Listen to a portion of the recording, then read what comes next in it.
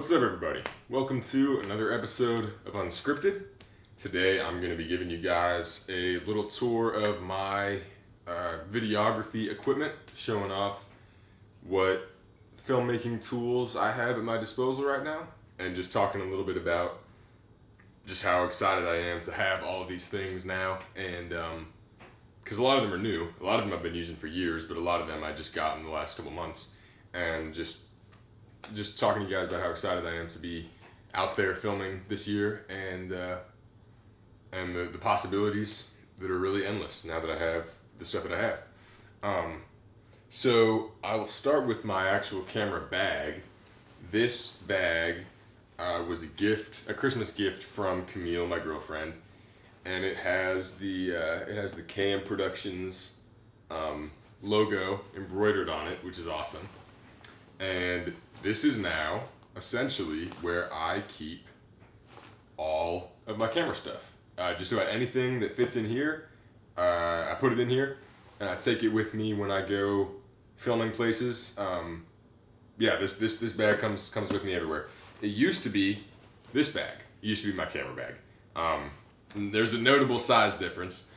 So now this is so much better. It fits all my tools. I don't have to carry stuff in separate bags. It's perfect. So I'll walk you through what I keep in the little compartments here.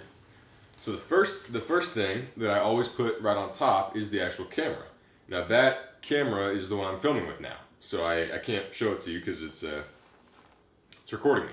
But that is the Canon EOS M50.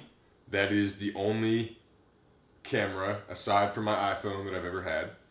I've been using it for 2 years. I think I got it 3 years.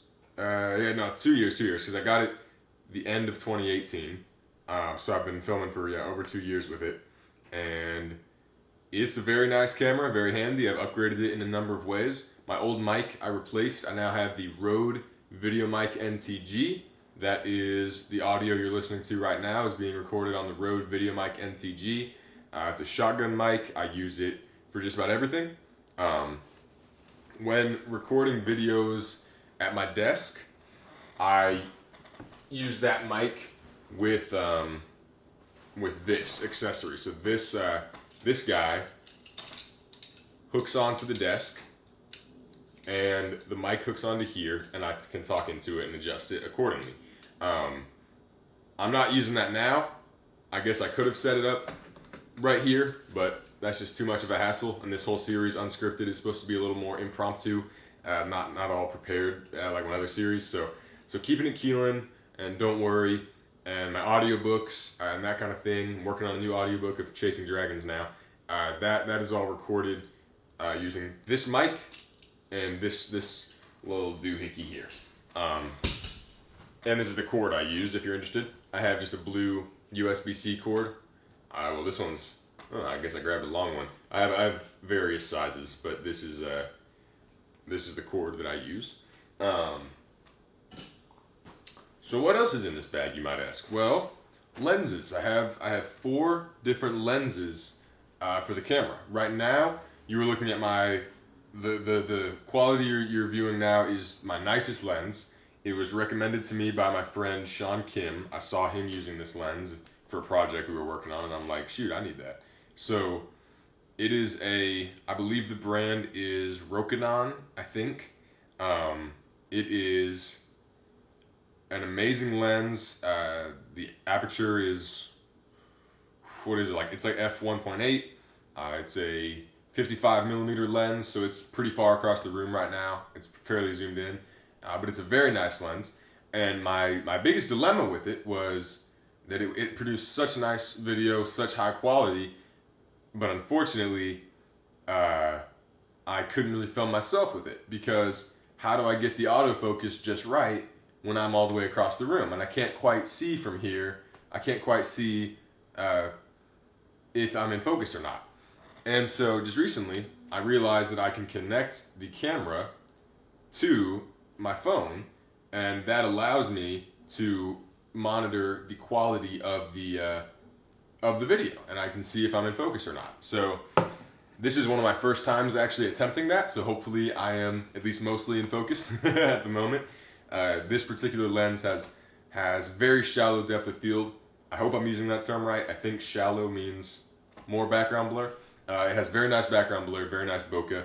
I use it to film my collectibles videos, and I also used it to film Superman the Guardian. My latest Superman DC fan film was done with that. And I used it for about half of A Christmas Kerfuffle, my holiday comedy with Noah, was filmed mostly on this. Or like half and half on this, half on another lens, which I will show you now. This lens here is the lens that I have been using for a very long time. It's a zoom lens. It has autofocus, 18 to 55 millimeters.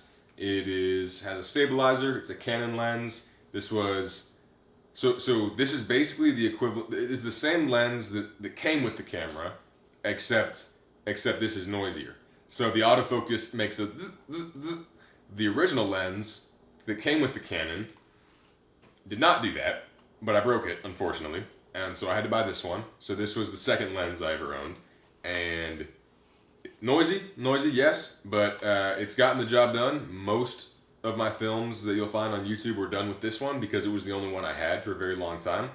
All of Right Away was filmed on this, and so yeah, this one, you know, it can capture. It's wide. It can capture a large field of view, or it can zoom in, and then it gets a nicer background blur effect when it's more zoomed in, of course. So this is a handy lens. I'm probably going to be using it a lot less now, but it's served me very well. Now I also have my telephoto lens here. This one is great for shooting things that are far away.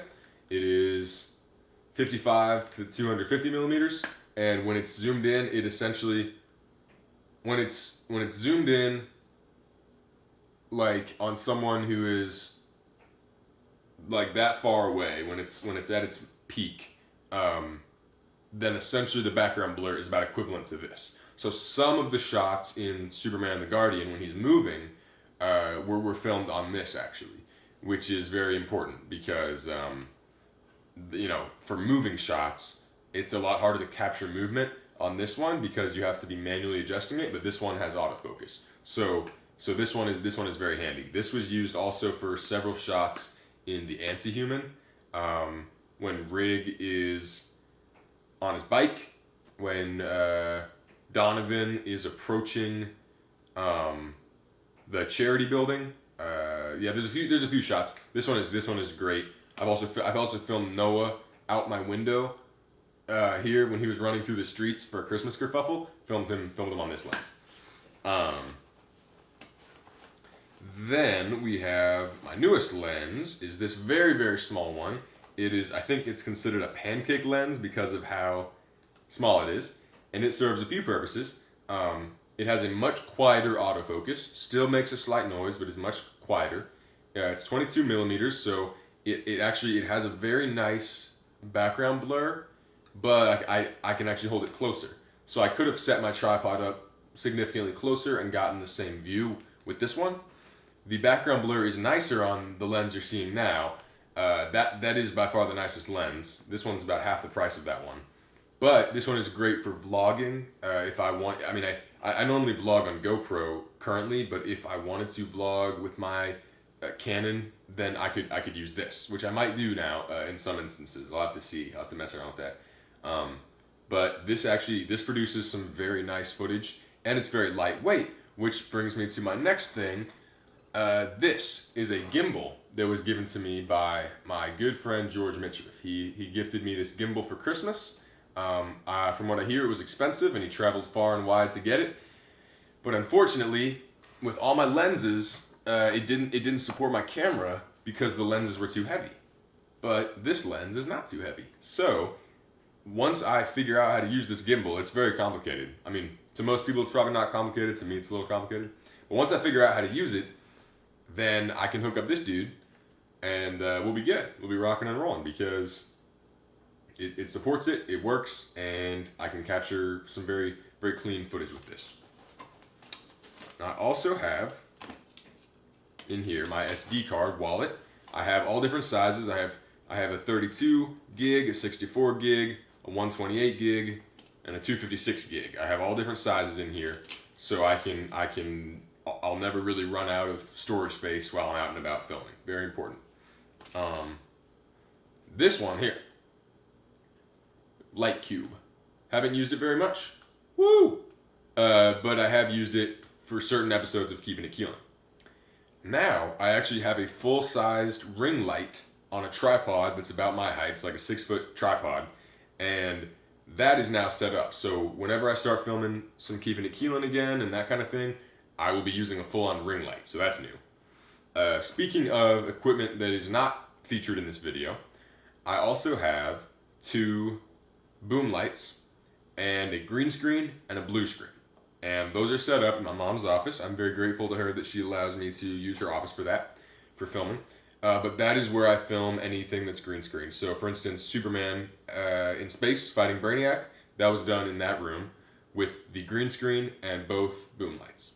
I'm working on a new movie, Crypto, the Superdog movie, Superman's pet dog, who also happens to have powers. So I filmed my dog in front of the green screen as well.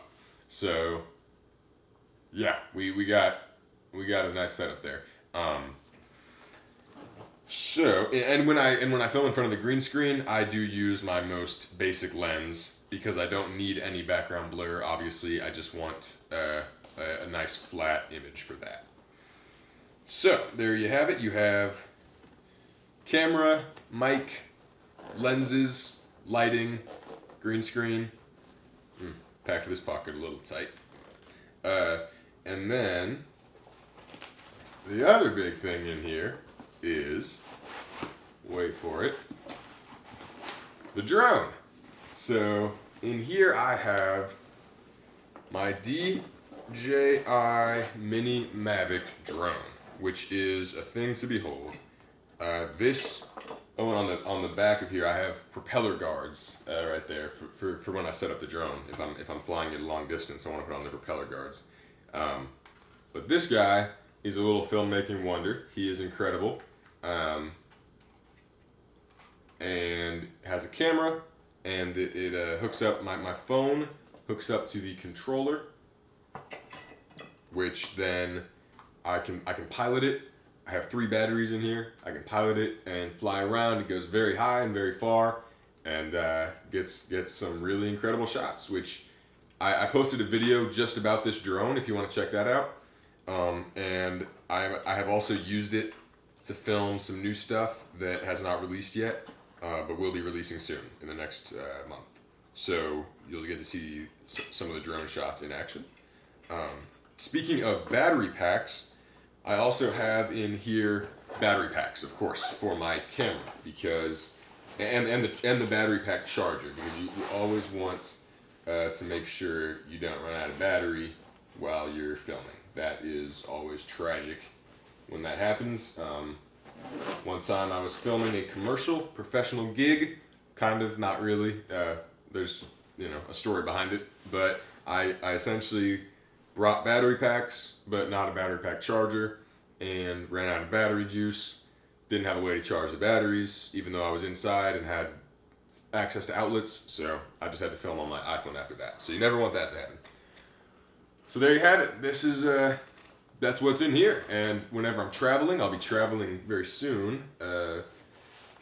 There's a sleeve here which fits a laptop. So I can put my laptop in here, my adapter in here, so I can film stuff, get out the laptop, check it out on the computer. Yeah, the whole shebang. And then in this bag now, this used to be my full camera bag, but now it is specifically for GoPro.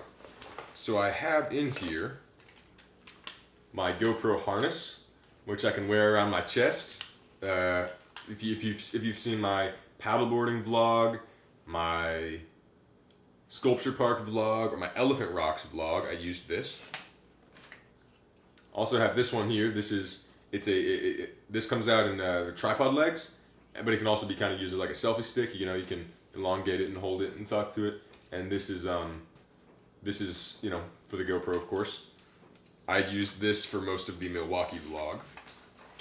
I have my GoPro chargers, GoPro SD card or micro SD cards, the battery packs, and then I have the actual GoPro, which right now is in a nice little case, which allows it to hook onto different accessories. I have more accessories than this, but these are the essentials which I take with me on the go. So yeah, the GoPro is a great camera. Highly recommend. It's just for action shots and for vlogging. If you're not trying to be super concerned about the depth of field or the lighting or the audio, it's very, very consistent. It has good audio, it has good lighting. It's just not very customizable. But it's a terrific camera. It's a terrific camera. So yeah. Oh, and then the tripod I'm using is a blue 6 foot tall tripod, which goes in this bag. So basically, if I'm just going to film something and I don't know exactly what I'm going to be filming, or I don't know what it's going to look like, or what lenses, or what the heck's going to be best, I bring the bag, my camera bag, I bring my GoPro bag, and I bring my tripod bag. That has everything I need. And then if I were to need to do anything fancy, I always have the GoPro. I always have the ring light. I mean, not the GoPro, I'm sorry. If I was going to do anything fancy, I have the green screen, I have the ring light, I have the boom lights, I have the home studio stuff. But this is all the stuff I use on the go. So yeah, I am, to get back to my original topic of this video, I feel more than ever like I can create any story with the equipment I have. I used to film everything on iPhone, and back then it was very simple. You know, I've always put the story first. I have always put the story first in my mind, as before you get into the aesthetics and the technical aspect of things. I like to just have a really good story, and so it always started with a story, and then I started filming on iPhone, and so I'm like, well, it doesn't really matter too much how it looks, as long as I capture the story I want and the dialogue I want and the settings I want. And then I started, layering on editing and music and effects and color grading. And then from that, I started upgrading my equipment. I got cameras, I got lenses, I got mics, I got lighting. And since then, it's just been growing. And so I have no doubt that I have a tremendous way to go and so much more equipment that I can get and so much more to learn. I mean, I am still just a pupil in the school of filmmaking. But I also feel this really nice confidence that with the tools I have, I can tell any story I want to tell. Like I feel like, I have the drone can get shots from any height, from any angle. The gimbal can allow any sort of movement. I have 4 lenses, each of which produce a different look and have different usages, and different visual feels. I have the GoPro, which can be used in certain instances, and the Canon, which can be used in certain instances. I have the tripod. I have the green screen if I want to completely construct my own environment. It really feels like with the base equipment I have now, like my storytelling feels more limitless than ever. And that is just super exciting to me. I am really, really stoked to see. I mean, I'm stoked to see what I create, and of course I know what I'm gonna create. I know what projects I have planned, but I'm excited to see how they look. I'm excited to see what I learn along the way. There's always more to learn. There was a guy who there's a guy in one of my college classes. I think his name was Tommy. And he said, he was a student, and he said, a true master always has the heart of an apprentice, which is a very profound thing for just a kid to say on a Zoom class. But he said that, and I wrote that down when he said it because that really struck me, and that we're always learning. Even the masters, I believe, are always learning. And another friend of mine, Karan, the Nice Cast, he said, filmmaking is one of the few art forms that doesn't have a ceiling. Even masters of the craft, even filmmaking geniuses like Nolan, like Snyder, they still probably have more to learn and more innovation that can be done, and they get better with each project. And so I hope I get better with each project. But at the same time, I just feel really confident and really happy in what I can do now and what possibilities exist. So, yeah, I hope you all follow along. Hope you subscribe to Keelan Morrissey. Check out Keelan.com for more. Some awesome stuff is coming this year. Thank you all so much for watching. Everyone, have an amazing day. I will see you in the next episode of Unskripted. Peace out.